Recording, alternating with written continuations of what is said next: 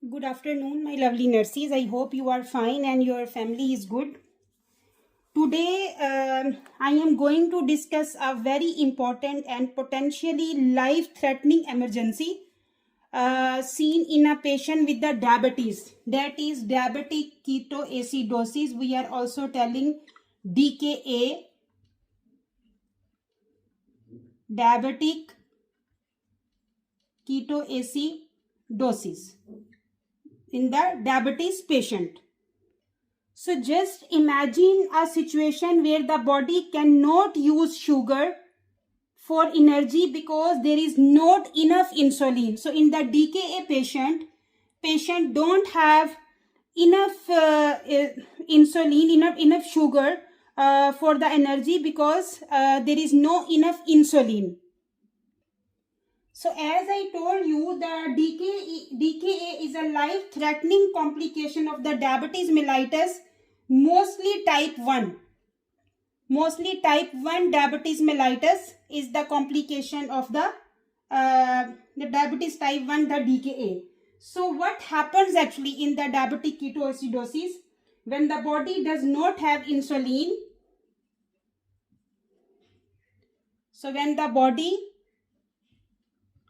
does not have insulin, what happened? Glucose cannot enter the cells. Glucose cannot enter the cells. So when the body does not have enough insulin, what will happen? Glucose cannot enter the cells, and once the glucose will not enter in the cells, what will happen? Body uses fat for energy. Body uses fat for energy. So when body will use fat for energy, what will happen? The fat break down. Once body will use fat for energy, fat will break down, and once fat will break down, what will happen? Ketones will makes ketones. So once there will be ketones will cause metabolic acidosis. Ketones will cause metabolic acidosis. What is metabolic acidosis? pH low and bicarb also low. This is metabolic acidosis. So first of all, you have to understand the criteria of the diabetic ketoacidosis. Actually, what happened in the DKA? The DKA patient actually don't have enough insulin. Once they don't have enough insulin, the glucose cannot enter in the cells. Once glucose will not enter in the cells, the body will use fat for the energy because the body need energy. Glucose is giving energy to our body. So once there is no glucose, they will use fat for the energy. Once they will use fat for the energy, fat will break down. And once fat will break down, it will make ketones. And ketones will cause metabolic acidosis. That is not good. Is a life-threatening situation. pH low, bicarb low. So I want to discuss about the more questions is coming in the diabetic ketoacidosis management. We have to keep our blood glucose level around 250 milligram per DL in the DKA management. Why we will keep 250 milligram per DL blood sugar? Even this is also high. Why we are keeping 250 milligram per DL blood sugar in the diabetic ketoacidosis management? So I will discuss one by one so you will understand more nicely. So number one point, that is initial problem in the DKA. Initial problem in DKA. What is our initial problem? The blood glucose is very high. First of all, we will check blood sugar, no? So the blood glucose will be very high. Very high. How much? 300 to 600 milligram.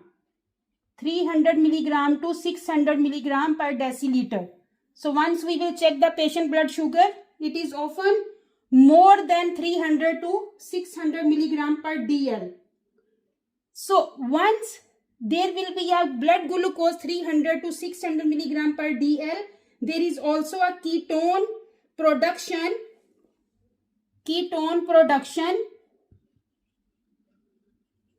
And what happened due to ketone production leads to acidosis. And dehydration. So this is our initial problem in the DKA. Whenever you will check the patient blood sugar is often more than 300 milligram to 600 milligram ketone production, and due to ketone production patient will leads to acidosis and dehydration. So number 1 is initial. Now number 2. When we will start insulin therapy, that is our second option. When we will start insulin therapy. So keep one thing in your mind, insulin lowers glucose quickly. When we are starting insulin in DKA patient, insulin will decrease our blood glucose quickly.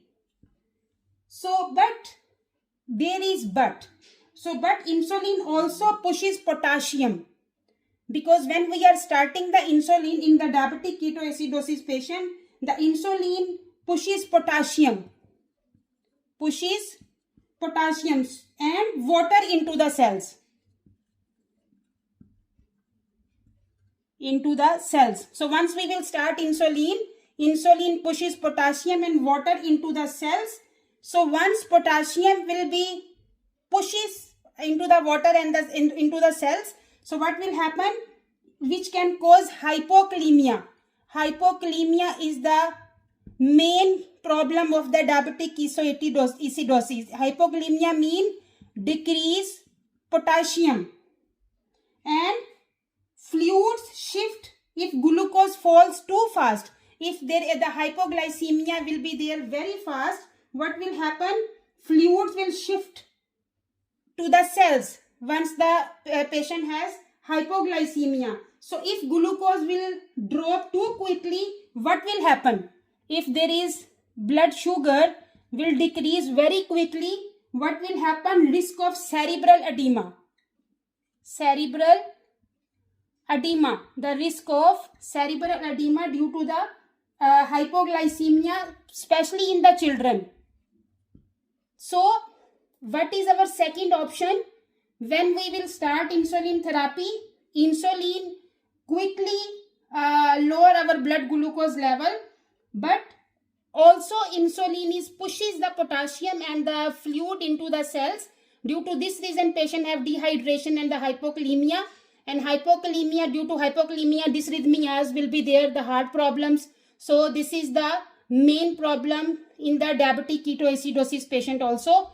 And once there is a quick hypoglycemia, what will happen? Risk of cerebral edema, that is also a life-threatening situation. So this is our second option. Now what is our target? Number 3. What is our target during treatment?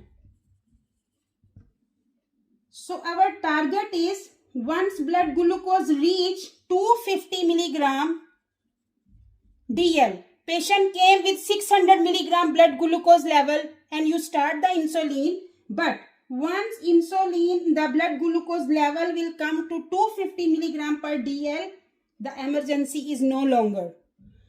Keep in your mind one thing, in the DKA patient, blood glucose is not the main problem. The main problem is acidosis. The ketones, the low bicarb, low pH, that is the main problem. So when blood glucose will come to the 250, the emergency is no longer than the sugar itself. What is the main problem left? Is ketones and acidosis. This is the main problem left. Glucose solve, but the main problem is ketones and the acidosis. So at this point, if we continue only insulin, what will happen? Glucose will drop too quickly, but the ketones will remain. So at this point, if we continue insulin, so glucose will drop very quickly because already patient blood sugar is 250 and insulin is continue ongoing. The patient have hypoglycemia, but ketones are there still. So number 4. So number 4, our point is what we have to do in this situation. Patient blood glucose is 250 now, and we are insulin is continuously ongoing. So what we have to do? So at 250 milligram blood sugar, if patient blood sugar came to 250, we add dextrose. We will never stop insulin in the DKA patients until the acidosis and ketones will resolve. So we add dextrose, either D5 or D10. We have to add while continue insulin infusion.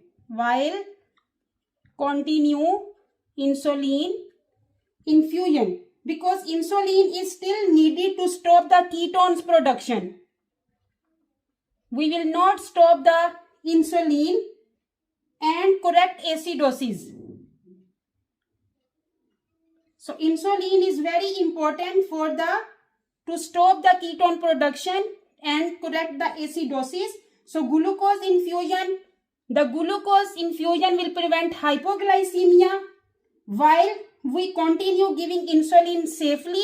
That will help to stop production of ketones and correct the acidosis. So in short, if I will tell you, at the 250 milligram per DL, we add dextrose while continue insulin infusion to prevent hypoglycemia, and we are giving continue insulin to correct the ketones and the acidosis. So what guidelines actually is saying, if we will talk about the guidelines, maintain glucose 200 to 250 milligram per DL until acidosis resolve. So this is our target blood sugar level in the DKA patients. Now I will discuss about the causes of DKA. Causes mean triggers of DKA. So what is trigger? Number 1 is infection. That is most common trigger. Missed insulin doses. Patient is not taking properly the insulin. Undiagnosed diabetes mean patient did not check any like HbA1c and any blood sugar readings, is undiagnosed. Number 4, stress, surgery or trauma. So these are the causes of diabetic ketoacidosis. Now the sign and symptoms of DKA. How we know patient is going under diabetic ketoacidosis? So keep in your reminder 3 P's. That is very important in the hyperglycemia patients.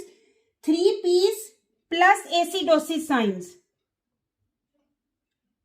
Remember this one. So 3 P's is number 1, polyuria. Polyuria mean frequent urination.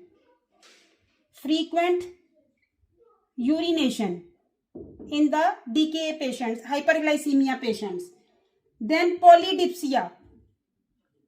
Polydipsia mean excessive thirst. Number 3 P is polyphagia. Polyphagia mean excessive hunger.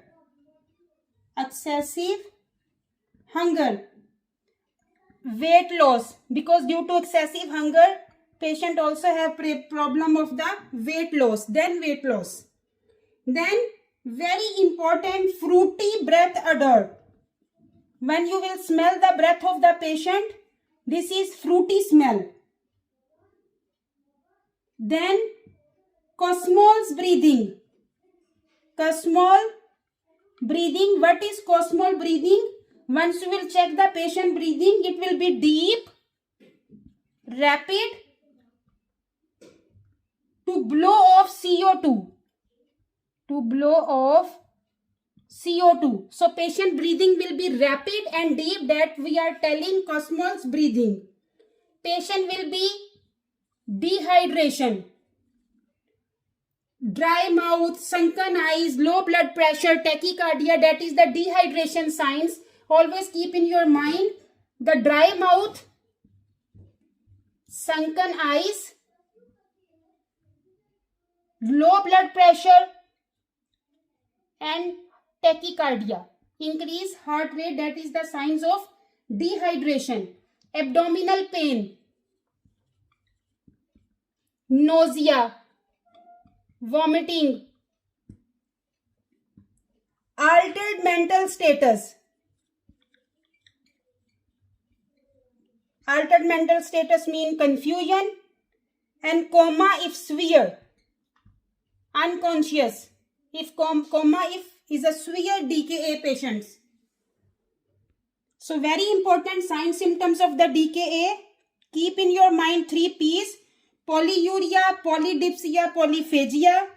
Fruity breath odor, when you smell, is a fruit smell.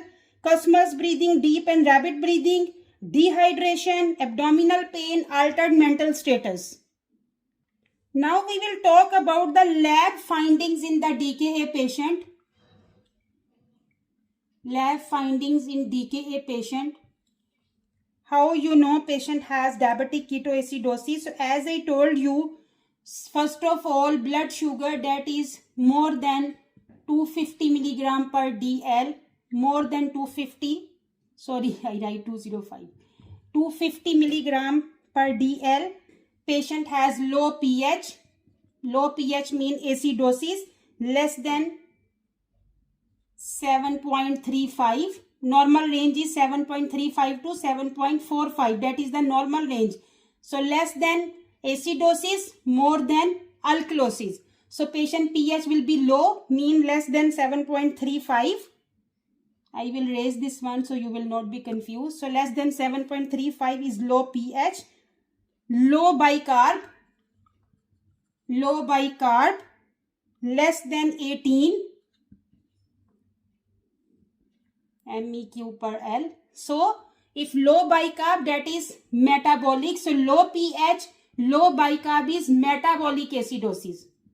Metabolic acidosis.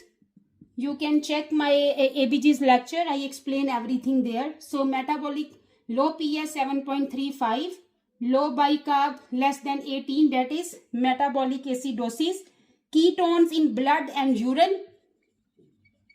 Ketones in blood and urine, because as I explained you, the fat is breakdown. Body is using fat for energy. Fat breakdown. Due to fat breakdown, there is a ketones. So ketones in the blood and the urine. If we will talk about potassium, so potassium is initially high. Initially, if you will check the patient's blood potassium, it will be high. But from acidosis, then drops once insulin starts. So once you will start insulin, there is a hypokalemia because patient have acidosis. So initially is high, but as you will start the insulin, patient has hypokalemia. So this is the lab findings: blood sugar more than 250, low pH, acidosis, low bicarb, metabolic acidosis, ketones in the blood and urine, and potassium initially is high, but once we will start the insulin, patient has hypokalemia, mean low potassium. Now as a nurse, what is our nursing and medical management of the DKA? Nursing and medical management. How we will manage the diabetic ketoacidosis patient? So airway and circulation. Airway and circulation. Mean monitor vital signs and oxygen if needed. Very important. IV fluids, because patient have dehydration, so we want to rehydrate the patient. So we will start the isotonic fluids. Isotonic. What is isotonic fluid? Is normal saline 0.9%. Normal saline we will give to the DKA patients. And we will start the IV insulin. That is most important. IV insulin, continuous infusion of the regular insulin. So regular insulin we will start, continue infusion to lower the blood glucose level. Then most important, electrolyte monitoring, especially potassium, because initially high, then later is a hypokalemia. That is not good, because insulin pushes. Once we are starting insulin, as I told you, it will push the potassium back into the cells, and due to this reason patient have low potassium, hypokalemia. So we have to replace potassium if low or normal. Even the potassium is 3.5 to 5, that is the normal range, we have to give potassium supplement, because patient is on continuous insulin infusion. So patient has the risk for hypokalemia. We have to give potassium supplements to the DKA patients. Then very important, the dextrose 5, D5W addition. What's the meaning of addition? Because when blood glucose level will come to 250 milligram or less than 250 milligram, switch to dextrose containing fluids to prevent hypoglycemia, because we cannot stop insulin until the acidosis and the ketones will resolve. So we will add dextrose 5 to resolve the hypoglycemia, but we will continue insulin to clear the ketones. Then monitor blood glucose. Monitor blood glucose, either fingertips or the blood test. We will also monitor the potassium. Then urine output, because patient is under dehydration, we want to monitor the urine output also. Mental status, because patient can go to coma or unconscious, the mental altering the mental status. So we have to check the mental status continue. And ABGs, we want to check the metabolic acidosis, mean bicarb also. What complications can happen if patient is untreated? So this is our airway management. If we will not give this management, the complications can happen if we will untreat. So management is very important. Isotonic fluid, we are giving only normal saline to the patients, not ringer lactate and this one. Isotonic fluids. IV insulin, that we are giving only regular insulin infusion. That is very important points for the exam. Potassium, even is normal, we are giving supplement, potassium supplements. Dextrose 5 additionally we are giving, because due to insulin blood glucose will quickly go down, and this is very important. We will monitor blood glucose, potassium, urine output, mental status, ABGs, so we can treat the patient accordingly. So what complications will happen if we will untreat the patient? Patient will go to severe dehydration, mean patient can go in the shock. So hypokalemia, if potassium, we will not give potassium supplements, what will happen? Arrhythmias. Arrhythmias mean cardiac problems, cerebral edema, especially in children, if we will not treat properly, or we will keep untreated. Cerebral edema, very important. Coma and death. That is a life-threatening situation. Keep in your mind, if we will untreat this patient, patient can go to shock, severe dehydration due to hypokalemia, arrhythmias, the heart problems will be there, cerebral edema will be there, especially in children, and coma and death. That is the main complication if untreated. Now we will talk about one question related to diabetic ketoacidosis. So our question is, in the ICU, the nurse care for a client who has been admitted with DKA, diabetic ketoacidosis, the client on a continuous infusion of regular insulin at 5 units per hour via IV pump, mean is on infusion, which action should the nurse expect to implement? Select all that apply. So patient is a diabetic ketoacidosis patient. He is on regular insulin infusion. So what action the nurse should have to implement in the DKA management that we discussed, the nursing care and the medical management?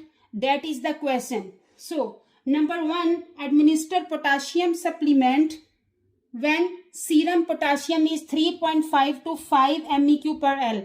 So as I discussed in my lecture, the insulin, what insulin is doing, insulin causes potassium, pushes potassium, move back into the cells. So there is a risk of hypokalemia. So even potassium is normal, we have to administer potassium supplements in the DKA patients, because we will not stop insulin until the acidosis and the, so we will not stop the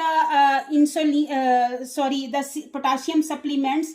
That is very important in the DKA patient. So number 1 is the correct answer. Number 2, discontinue insulin infusion when finger stick blood glucose is less than 350 milligram per DL. We will never discontinue the insulin early, even the blood glucose is less than 350, because insulin must continue to remove the ketones and the acidosis. That's why we are continue insulin. So never discontinue insulin infusion. That is wrong answer, because what they asked, what should the nurse expect to implement, what implementation the nurse should have to do on the DKA patient. So this is the wrong option. We will never stop insulin. Increase the insulin infusion when blood glucose level decrease. So mean we never stop the insulin infusion in the DKA patient. Even the blood glucose is, as I told you, even blood glucose is 250 milligram per DL or the less than 250 milligram per DL. We are not stopping the increasing the insulin or stopping the insulin because we are adjusting insulin rate as per the protocols, as per the doctor orders. So do not increase insulin rate if glucose is falling. That may cause dangerous hypoglycemia. So never increase the insulin infusion when the blood glucose level is decreased. So this is also a wrong option. Number 4, maintain finger stick or serum blood glucose every hour. Yes, this is the correct option, because in the DKA patient we are checking hourly blood glucose monitoring is essential to adjust insulin safely, because we will adjust insulin rate according to the blood sugar level. So we have to check hourly this one. This is the correct option. Number 5, start infusion of dextrose 5% when blood glucose is less than 250 milligram per DL. Yes, we have to add dextrose 5 to prevent hypoglycemia while continue insulin infusion to resolve acidosis. So once we are starting insulin to the DKA patient, the blood sugar level will quickly go down. So we have to add 5% dextrose water to continue the blood glucose level at the 200 to 250 milligram per DL. So this is also a correct option. So our right answer is 1, 4 and 5. So what's the points we have to remember for exam and practice? So fluid first, then insulin, then potassium monitoring. So once patient will come, the DKA patient will come in the emergency. Number 1, fluid. Number 2, insulin, then potassium monitoring. Insulin never stop abruptly in the DKA until acidosis is corrected. Dextrose water is added when glucose is less than 250 milligram per DL, but insulin drip will be continue. Potassium is the most important electrolyte to watch in the DKA. So we have to check potassium in the regular basis. I hope you like the lecture. If you like, please share and subscribe my YouTube channel. And don't forget to push the icon bell button so you can receive my coming videos notification. Thank you very much. Take care of yourself and your family. Allah Hafiz.